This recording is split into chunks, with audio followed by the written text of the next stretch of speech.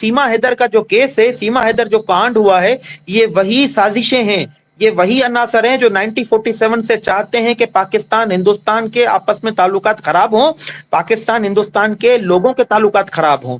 ये वो लोग हैं, इसलिए हम पाकिस्तानी ये डिमांड करते हैं कि भले ही सीमा हैदर पाकिस्तानी हो, लेकिन इस केस में सीमा हैदर को कड़े से कड़ी सजा दी जाए, क्योंकि उसने पाकिस्तान हिंदुस्तान का कानून तोड़ते हुए हमारी एहसासात का भी खून किया है। आप ये नहीं समझते कि अगर ये कांड हो रहा था, ये वाला कि नेत्रपाल एक तरफ मुल्जिम है, दूसरी तरफ जमानती बन रहा सीमा का, तो क्या अदालत का काम नहीं था कि इस पे जो है वो नजरसानी करे, उसके देखे, उसका जायजा ले, वेरिफिकेशन करे और उसके बाद फिर सीमा की जमानत मंजूर की जाए। कल फिर ये इस बात की भी निशानदेही हुई सर कि जब सीमा की बेल हुई, यानी कि आज बेल फाइल हुई और आज ही जो है सर उस पे जो है वो उसमें नोटिस जारी हो गए, नोटिस जारी नहीं हुए और आज ही बेल ग्रांट कर दी गई, यानी कि प्रोसिक्यूशन को सुने बगैर, तफ्तीशी अफसर को सुने बगैर अचानक ही उसी दिन ही जमानत दे दी गई। तो क्या ये प्रैक्टिस ये भी कानून के मुताबिक ठीक थी? शायद आप मुझसे सवाल दोबारा करें, क्योंकि मेरे पास नेट का प्रॉब्लम था। और अदालती रिकॉर्ड के मुताबिक जिस दिन सीमा की जमानत फाइल होती है कोर्ट में, जमानत के लिए दरखास्त दायर होती है, उसी दिन ही उसको जमानत मिल जाती है। ना तफ्तीशी अफसर को कोर्ट की तरफ से नोटिस जारी किया जाता है, ना प्रोसिक्यूशन को नोटिस जारी किया जाता है। क्या इस तरह की प्रैक्टिस क्या बेहतर है? ये कानून के मुताबिक ठीक थी? बिल्कुल, शायद ये भी कानून के अगेंस्ट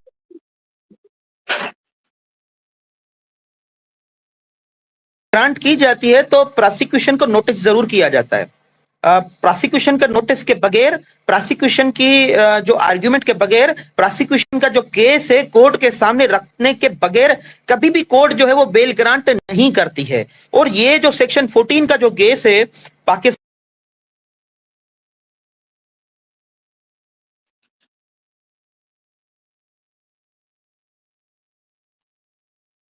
सर इंटरनेट प्रॉब्लम कर गया।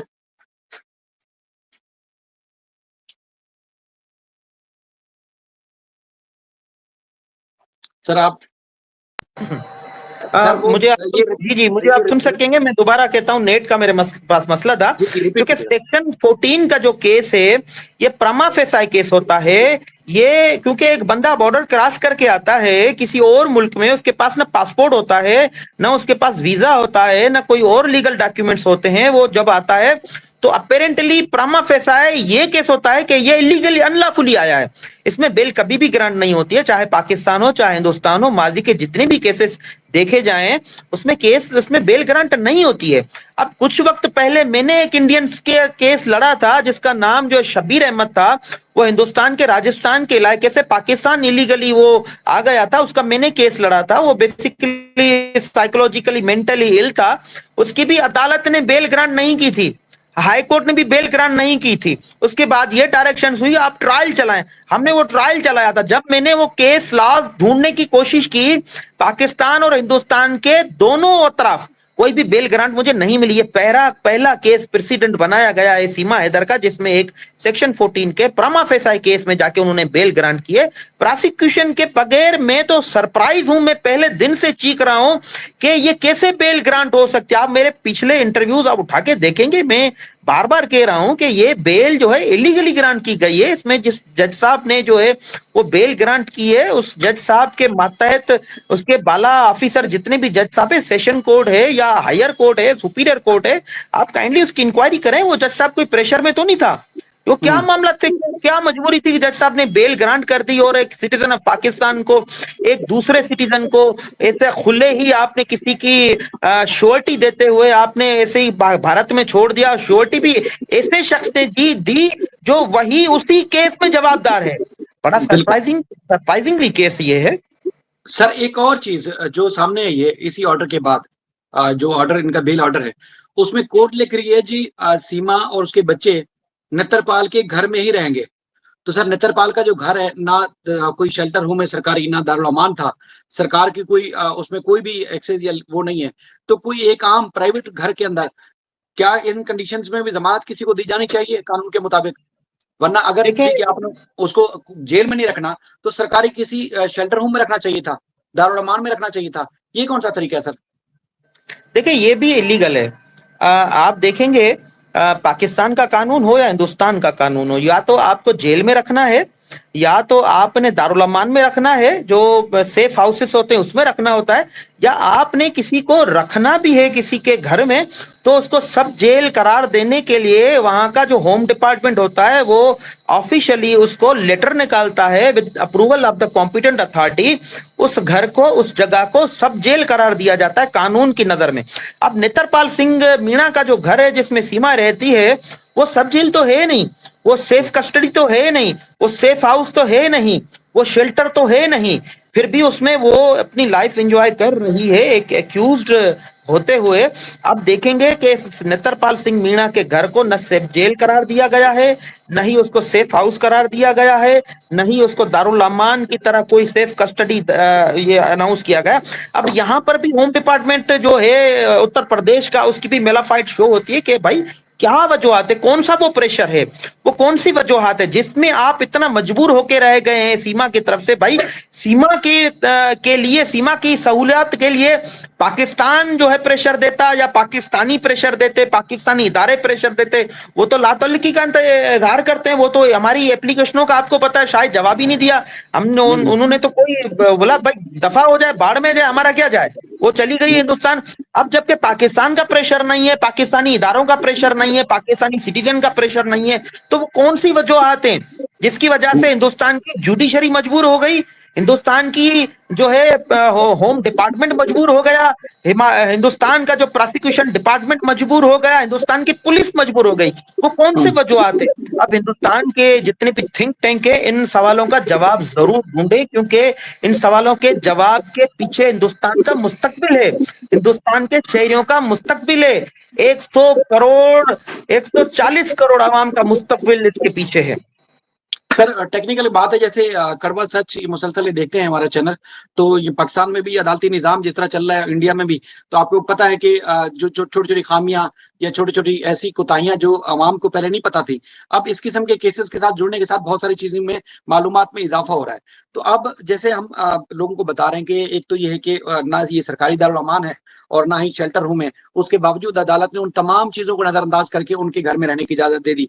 दूसरा, इस केस में एपी सिंह जो है वो दूसरे फशाई अगर देखा जाए बादी नजर में कि एक मुलजिम है सर, उसको चूंकि लीगल नोटिस भेजा गया है, सारे कांड में खुद शामिल है।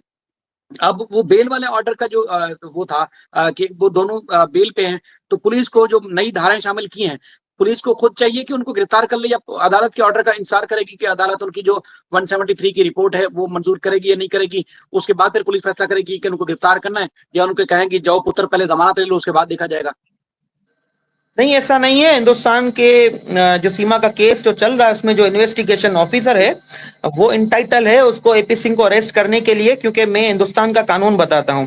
हिंदुस्तान का जो क्रिमिनल प्रोसीजर कोड है उसके सेक्शन 54 के तहत जो है वो पुलिस ऑफिसर इंटाइटल है एपी सिंह को अरेस्ट करने के लिए। वहां का जो ऑफिसर है उसको हिंदुस्तान का जो क्रिमिनल प्रोसीजर कोड है उसका सेक्शन 156 ये इजाजत देता है वो इन्वेस्टिगेशन स्टार्ट करे एपी सिंह के अगेंस्ट।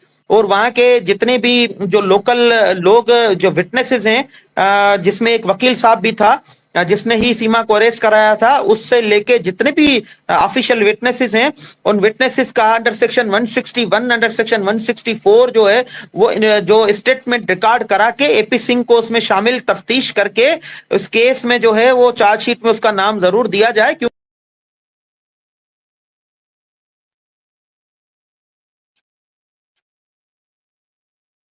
नेट प्रॉब्लम कर गया सर फिर आपका।